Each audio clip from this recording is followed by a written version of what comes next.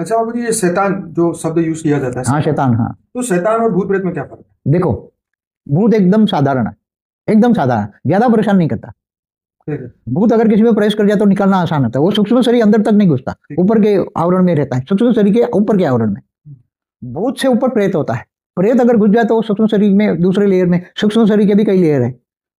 जैसे भूत पहले लेयर में घुसता है, प्रेत दूसरे लेयर में घुसता है सूक्ष्म शरीर का। फिर उससे ज्यादा विकारी होता है पिशाच, ये योनि होती है जिसको जो तुम कहो, वो सूक्ष्म शरीर के तीसरे चौथे आवरण में घुस जाता है, पांचवें आवरण में, सूक्ष्म लास्ट में। वो इतना विकसित हो जाता है तो पूरा सूक्ष्म शरीर पर कंट्रोल करके पूरी बॉडी को चलाता है उसको, और विकारों को भोगता है। कई स्त्रियों में पिशाच घुस जाते हैं तो उसका पूरा विकार उस शरीर से लेते हैं वो लोग। पिशाच स्त्रियों में ज्यादा घुसते हैं ऐसे पिशाच। तो स्त्री भी पुरुष बन जाती है, पुरुष भी स्त्री बन जाती है। हाँ, मगर जो स्त्री शरीर वाली है ना, स्त्री शरीर वाली, तो उसके अंदर तो स्त्री की जो वासना है ना, वो भोगने के लिए उसके अंदर ही घुस जाते हैं। या तो उसके पति में कई पिशाच घुस जाते हैं। कोई सुंदर स्त्री है तो उसके पति में पिशाच घुस गया तो वो स्त्री के अंदर वो वासना लेगा ना। कई बार अलग अलग बहुत हैं उसके भूत प्रेत, तो इतनी तरह परेशान करते हैं। शैतान का क्या?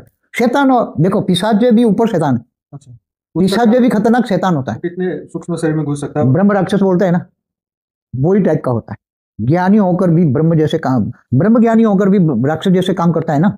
जब ब्रह्म ज्ञानी होता है ना कोई, नहीं मैं शैतान की बात कर रहा हूं। हाँ, तो शैतान कौन बनता है?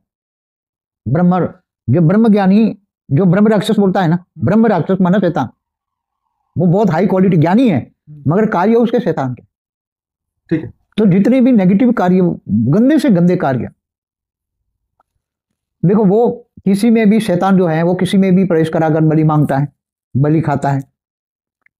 फिर भोग विलास उसके अंदर जबरदस्त होता है। एक साथ में कई दारू की बोतल पी जाता है, एक साथ में कई सिगरेट खा जाता है, एक साथ में 5 किलो मटन खा जाता है, ऐसे के साथ घुस जाते हैं। तो और फिर उसको निकालना बहुत भारी होता है, मुश्किल है। वो जब तक वो आत्मा को साथ में लेकर निकलेगा, वो मार देगा उसको जब उसका मन भर जाएगा। तो बाबू जी, कौन से लेवल की आत्मा है जो आपने कहा था ना कि एक आत्मा दूसरी आत्मा को खा जाती है? हाँ, तो ऊपर बैठे हैं, नहीं, ये ऊपर बैठे हैं। अच्छा, वो ऊपर होते, नीचे नहीं होते? नहीं होते, वो ऊपर धीरे धीरे करके ऊपर चले जाते हैं। 100 किलोमीटर की रेंज में ऐसी आत्माएं बैठी हैं कि ये जो भूत प्रेत निकालने वाले तांत्रिक होते हैं, वहां से तांत्रिक बना रेज मार के वहां के इनके जरिए वो भूत प्रेतों की आत्माओं को खींच ले और ऊपर अपने अंदर एक सेल बनाकर अपने सूक्ष्म शरीरों में एक एक सेल उनकी आत्मा है, उनकी आत्माओं की पावर को चुसते हैं। ऊपर बैठे उसके शरीरों में करोड़ों सेल जो है वो भूत प्रेत की आत्माओं का निराकारी सेल है।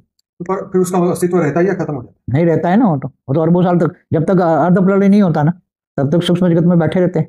फिर जब धरती, मैं उनकी बात कर रहा हूँ जिनको अपने सेल में समा दिया, उनकी वो आत्माएं, तो वो क्या करता है, उसकी आत्मा को पावर चूसता रहता है ना। फिर कभी ना कभी वो आत्माएं फिर खत्म हो जाती हैं। उसकी पावर चूसेगा तो आत्माओं की पावर खत्म हो गया तो खत्म हो गई ना, तो अस्तित्व खत्म हो जाएगा। अस्तित्व खत्म हो गया।